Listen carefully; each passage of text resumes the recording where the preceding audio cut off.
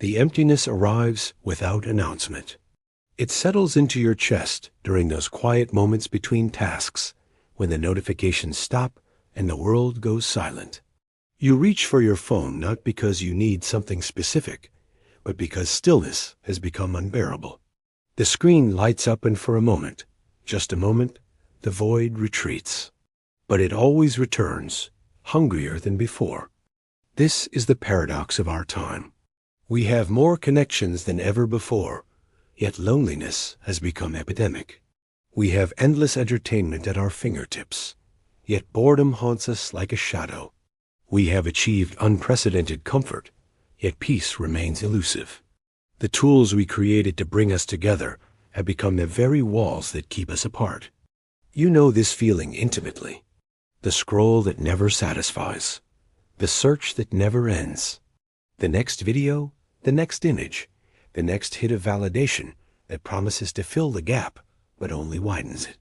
Each click is a small betrayal of what you actually need. Each swipe is a vote for distraction over depth.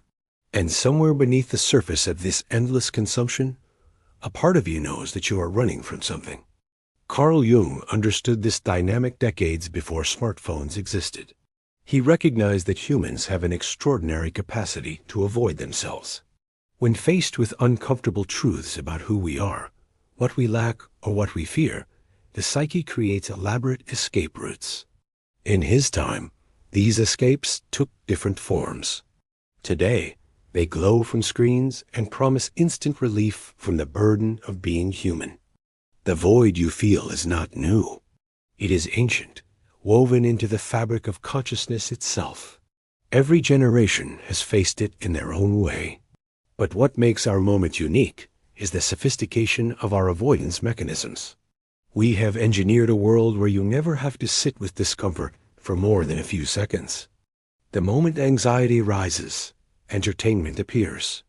The instant loneliness whispers, social media answers. When existential questions knock, algorithms provide endless deflection. But here is what the constant stimulation hides. Beneath the surface noise of modern life, your psyche is conducting an ancient negotiation. Parts of you that have been silenced are trying to speak. Needs that have been dismissed are demanding attention. And the more you scroll, click, and consume, the louder these buried aspects become. They do not disappear simply because you ignore them. They transform into cravings, compulsions, and inexplicable hungers that seem to have no source. Consider how your days unfold. You wake and immediately reach for your device. Before your feet touch the floor, you are already consuming.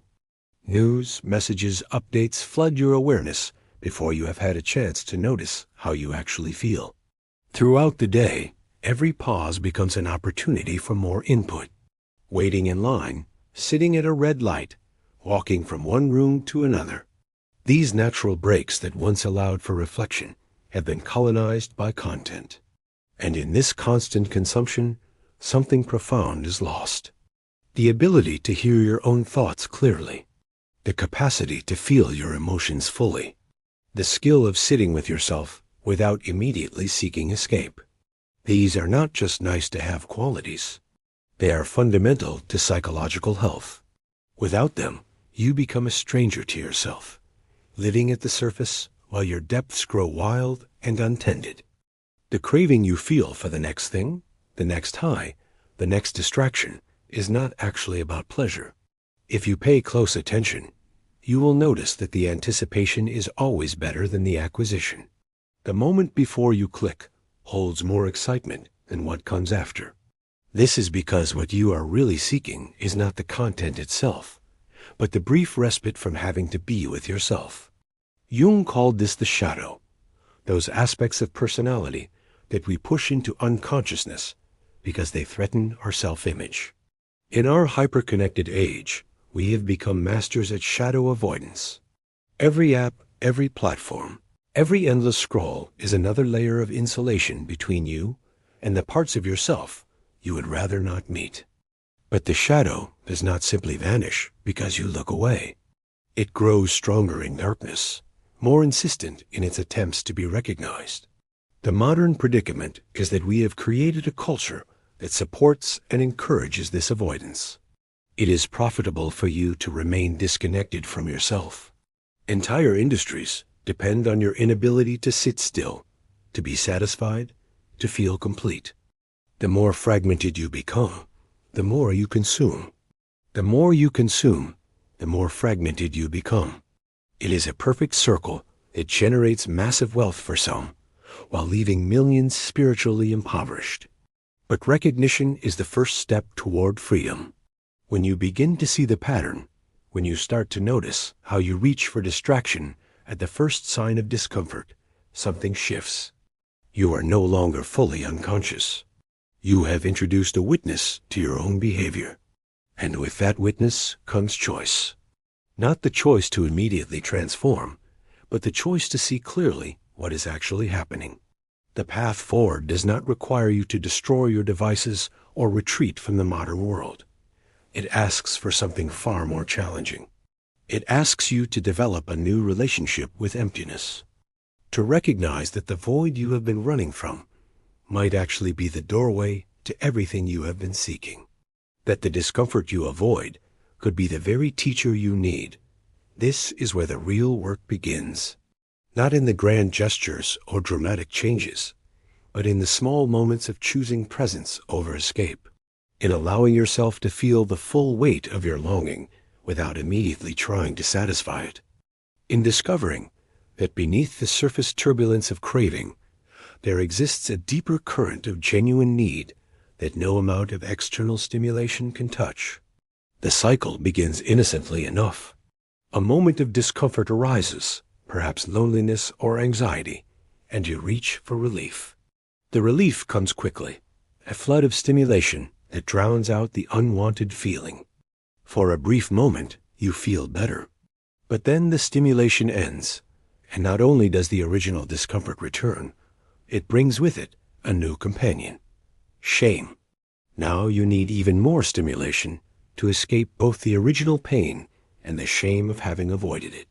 Round and round it goes, each cycle strengthening the pattern until it runs on its own momentum. This is not a moral failing. It is a psychological mechanism as predictable as gravity. The brain, in its endless quest for efficiency, creates neural highways for repeated behaviors. What starts as a dirt path becomes a paved road, then a superhighway. Eventually, the moment discomfort arises, your brain automatically routes you toward the established escape route before conscious thought even engages. You find yourself scrolling before you realized you picked up the phone. You are already deep in consumption before you remember choosing to begin. The tragedy is that we mistake this automated response for desire. We believe we want what we reach for, when in reality, we are simply following a program that runs beneath awareness. The anticipation you feel is not excitement about what you will find, but the relief of not having to feel what is already there. Your nervous system has learned that certain behaviors provide temporary evacuation from uncomfortable internal states, and it drives you toward them with the urgency of survival. But here is what makes this particularly insidious in our current moment. The rewards we seek are perfectly calibrated to exploit our psychological vulnerabilities. Every notification, every like, every next video is designed by teams of neuroscientists and behavioral psychologists to trigger the exact cocktail of chemicals that keeps you reaching for more. You are not competing against your own weakness. You are competing against algorithms that know your patterns better than you know them yourself. The distinction between dopamine and genuine satisfaction is crucial to understand. Dopamine is not the chemical of pleasure, despite popular belief. It is the chemical of seeking, of anticipation, of the hunt. It floods your system not when you get what you want, but when you believe you are about to get it. This is why the scroll is endless, why one video leads to another, why satisfaction always seems just one click away, but never actually arrives. The system is designed to keep you in perpetual seeking mode, forever almost there, but never quite arriving. Meanwhile, the chemicals of actual satisfaction, serotonin and oxytocin, require something entirely different. They emerge from connection, accomplishment, presence. They cannot be hacked or shortcutted. They must be earned through the slow work of building, creating, relating. But when your dopamine system is constantly overstimulated, these quieter rewards barely register. It is like trying to taste subtle flavors when your mouth is full of sugar. The receptors are too overwhelmed to notice anything gentle. There is another layer to this that goes even deeper. Within each of us lives what Jung called the inner child, the part of our psyche that holds our earliest experiences of need and satisfaction. This child does not want what you think you want. It wants what it has always wanted: safety, connection, unconditional acceptance. But when these fundamental needs went unmet in childhood, even partially, the adult mind creates elaborate substitutes. The endless scroll becomes a search for the parent who is always too busy to pay attention. The constant consumption becomes a way to fill the emptiness left by emotional absence. The addiction to stimulation masks the unbearable feeling of not being truly seen or held. What looks like desire for content is actually a misdirected attempt to meet needs that originated before you had words to name them. This is why willpower alone fails. You cannot strong-arm your way past wounds that exist in the wordless parts of your psyche. The inner child does not respond to logic or discipline. It responds to what it has always needed: patient presence, gentle understanding, consistent care. But instead of providing these things to ourselves, we offer more distraction, more numbing, more of the very thing that keeps the wound from healing. The ego plays a fascinating role in maintaining this cycle. It has built an entire identity around your patterns of consumption and escape. It knows who you are as someone who scrolls, who seeks, who craves. This identity, dysfunctional as it may be, provides a sense of consistency and familiarity. The ego would rather maintain a painful known than risk the uncertainty of change. So when you begin to resist the pattern, when you try to sit with discomfort instead of escaping it, the ego perceives this as a threat to its very existence. It manufactures urgency where none exists. It creates elaborate justifications for why you need to check just one more time. It whispers that you are missing something important, that everyone else is connected while you are falling behind. These are not truths. They are the ego's desperate attempts to maintain the familiar prison. The resistance intensifies precisely when you are close to breakthrough. The urges become stronger not because you are failing, but because you are succeeding. The part of you that has been in control senses that its reign is ending, and it fights with everything it has. This is why the hardest moment is often right before the shift. The darkness is deepest just before dawn, not by coincidence, but because the old system knows its time is running out. Understanding this mechanism changes everything. When you feel the pull toward escape, you can recognize it as the cry of an outdated program, not a genuine need. When the urgency rises, you can see it as the ego's panic, not an actual emergency. When the inner child reaches for digital comfort, you can offer it what it really needs: your own attending presence, your own patient witness, your own unconditional acceptance. The path through addiction is not around it, but directly through the center of what it has been helping you avoid. Every craving is a doorway to a deeper need. Every compulsion points toward an unhealed wound. Every escape route leads back to the very thing you have been running from. And when you finally stop running, when you turn to face what has been chasing you, you discover something remarkable. It was never as terrifying as the running made it seem. Numbness arrives like a thief, stealing sensation so gradually you do not notice until everything has gone gray. What once brought excitement now feels mechanical. The ritual continues, but the spark has died. You go through the motions of seeking, scrolling, consuming, but somewhere along the way, you stopped feeling anything at all. This is not peace. This is the psyche's last resort when overwhelm becomes unbearable. Complete shutdown of the feeling function. You recognize this state. the flat affect that makes everything feel equally meaningless, the strange detachment from your own life, as if watching yourself from outside. Colors seem muted, food loses taste, conversations feel scripted. You are present, but not really there, awake, but not truly alive. This numbness is not empty space. It is space so full of unfelt feeling that it has collapsed under its own weight. The progression to this point followed a predictable arc. First came excitement, the thrill of discovery and stimulation. Then habituation, as what once excited became routine. Then escalation, seeking stronger hits to achieve diminishing returns. And finally, when even extreme stimulation failed to penetrate, the nervous system simply stopped trying. It is like a speaker blown out from too much volume, now unable to produce clear sound at any level. This defensive numbness serves a purpose, though a tragic one. When the gap between who you are and who you pretend to be becomes too wide, when the accumulated pain of avoidance grows too heavy, the psyche chooses anesthesia over agony. It is a form of psychological hibernation, a way to survive winter when spring seems impossible. But what begins as protection becomes prison. The walls built to keep pain out also keep life from entering. In this numbed state, you lose access to your internal guidance system. Emotions, for all their messiness, serve as compass points for navigation through life. Joy tells you what to move toward. Fear signals what needs attention.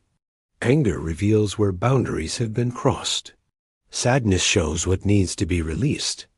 Without these signals, you drift without direction, making choices based on external expectations rather than internal truth. The peculiar torture of numbness is that you remember feeling. You know that life once had texture, that experiences once carried weight. This memory makes the current flatness even more unbearable.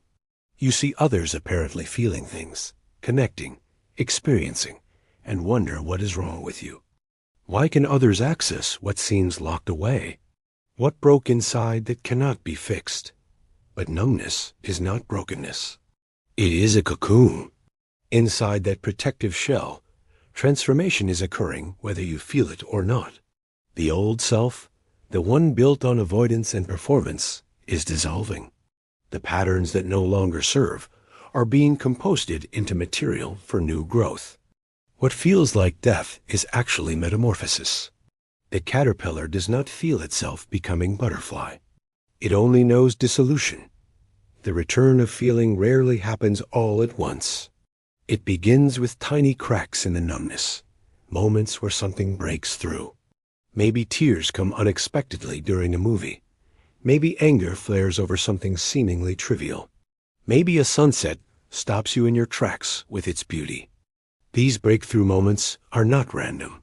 They are life force finding weak points in the armor, places where the protection has worn thin enough for reality to penetrate. When feeling begins to return, it often brings terror. The first emotion to break through is usually the last one you want to feel. All the grief you have postponed, all the rage you have swallowed, all the fear you have denied comes rushing forward like water through a broken dam. The temptation is to immediately rebuild the walls, to return to numbness rather than face this flood. But this is the crucial moment. This is where healing actually begins. The key is to understand that you do not have to feel everything at once. The unconscious, in its wisdom, will only give you what you can handle.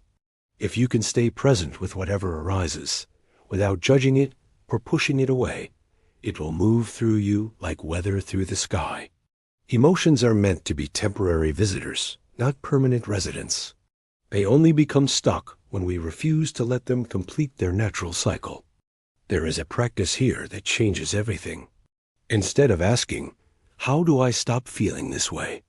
ask, "What is this feeling trying to tell me?" Instead of seeing difficult emotions as problems to solve, see them as messengers bearing important information. Your anxiety might be telling you that something in your life needs to change. Your sadness might be asking you to finally grieve what was lost. Your anger might be showing you where you have been accepting the unacceptable. As the numbness recedes and feeling returns, you discover something unexpected. The emotions you were so afraid to feel are not actually unbearable. They are intense, yes, uncomfortable, certainly, but not unbearable. In fact, there is something almost relieving about finally feeling them fully. Like finally crying after holding back tears for years. Like finally saying the truth after decades of pretense. The body knows how to process emotion if we simply allow it to do what it naturally knows. This is where a new kind of strength emerges. Not the brittle strength of keeping everything out, but the flexible strength of letting everything through. Not the exhausting strength of constant vigilance, but the easeful strength of surrender to what is. You discover that you can feel deeply without drowning. You can experience intensity without losing yourself. You can hold space for the full spectrum of human experience without being destroyed by it. The transition from numbness to feeling is not a one-time event, but an ongoing process. There will be days when the old numbness creeps back, when the familiar fog rolls in. This is not failure, but rhythm. The psyche needs integration time, periods of rest between growth spurts. Trust the process, even when it feels like regression. The spiral of healing moves both forward and back, but always deeper. What emerges from this process is not who you thought you should be, but who you actually are. Beneath the numbness was not emptiness, but fullness. Beneath the armor was not weakness, but sensitivity. Beneath the performance was not inadequacy, but authenticity. The journey through numbness leads not to more feeling, but to right feeling. Not to emotional chaos, but to emotional intelligence.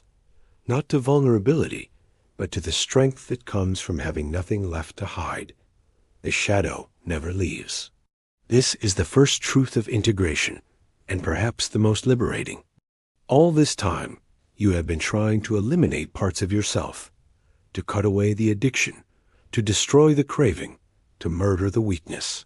But what if the goal was never elimination? What if it was conversation? What if the parts of you that seem darkest are actually holding your missing light? Jung understood something that modern psychology is only beginning to rediscover. The psyche is not meant to be pure. It is meant to be whole. Every quality you possess contains its opposite. Every strength casts a shadow. Every light creates darkness. The person who never feels anger has simply buried their power. The one who never experiences desire has disconnected from their life force. We are not meant to be half of ourselves. The shadow you have been fighting contains treasures you cannot imagine. Your addiction holds your passion, misdirected, but still burning. Your escapism contains your imagination, channeled into fantasy, but capable of vision. Your numbness protects your sensitivity, hidden but intact. These are not flaws to be fixed, but energies to be reclaimed. The work is not to destroy them, but to understand what they are trying to protect and provide. Integration begins with a radical shift in perspective. Instead of seeing yourself as broken and needing repair, you begin to see yourself as fragmented and seeking wholeness. The difference is profound. Brokenness implies something wrong that must be fixed. Fragmentation simply means parts that have become separated need to be brought back together. You are not bad. You are scattered. You are not weak. You are divided. The process of integration requires a kind of inner democracy. Every part of you gets a voice, even the parts you wish did not exist. The addict within you has something important to say about unmet needs. The escapist knows something about the unbearable nature of certain realities. The one who goes numb has wisdom about what happens when feeling becomes too much. These are not enemies to be defeated, but advisors to be heard. When you begin to listen to these shadow voices with curiosity instead of judgment, something remarkable happens. They stop screaming. Like children who finally feel heard, they calm down and begin to speak more clearly. The compulsion loosens its grip because its message is being received. The craving softens because its underlying need is being acknowledged. The numbness begins to thaw because it no longer needs to protect you from your own rejection. This does not mean you obey every impulse or follow every shadow desire. Integration is not indulgence. It is conscious relationship. You learn to say to the part that wants to escape, I hear that you are overwhelmed and need relief. Let us find a way to rest that does not require disconnection. You say to the part that craves intensity, I understand. You are seeking aliveness. Let us find real adventure instead of artificial stimulation. The shadow, when integrated, becomes strength. The same energy that drove you toward addiction can be redirected toward creation. The same intensity that sought escape can fuel transformation.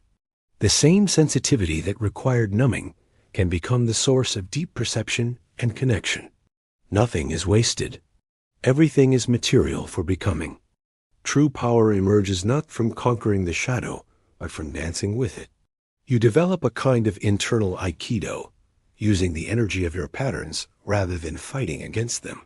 When the urge to escape arises, you redirect that energy toward presence.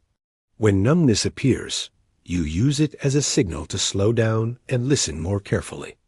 When craving intensifies, you recognize it as life force seeking expression and find healthier channels for that vitality. This is mastery, not through domination, but through relationship. You become the conductor of your internal orchestra, not silencing any instrument, but helping each find its proper place in the symphony. The bass notes of shadow give depth to the melody of consciousness. The dissonance of difficulty resolves into harmony through integration rather than elimination. Freedom looks different than you imagined. It is not the absence of temptation, but the presence of choice. Every day, multiple times a day, you stand at the crossroads between old patterns and new possibilities. The old path still exists. It always will. But now you see where it leads, and you have the power to choose differently. Not from fear of consequence, but from love of what you are becoming. The integrated self has a quality of authenticity that is unmistakable. There is no longer a gap between who you are in public and who you are alone. The energy that was spent maintaining facades is now available for creation. The vigilance required to hide your shadow is transformed into presence. You become magnetic not through perfection, but through wholeness. People are drawn to you because you give them permission to be whole as well. This journey changes how you relate to others who are struggling. You no longer see addiction as moral failure, but as misdirected seeking. You recognize in others the same battles you have fought, the same shadows seeking light. Compassion replaces judgment because you know the terrain. You become a bridge for others, showing through your being that integration is possible. The final recognition is that this work is never complete. Integration is not a destination, but a practice. New shadows emerge as you grow. Old patterns resurface during times of stress. The dialogue between conscious and unconscious continues throughout life. But now you have the tools. Now you know the territory. Now you trust the process. What remains when all the seeking stops is not emptiness, but presence. Not absence, but fullness.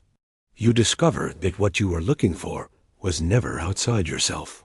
The connection you craved was with your own depths.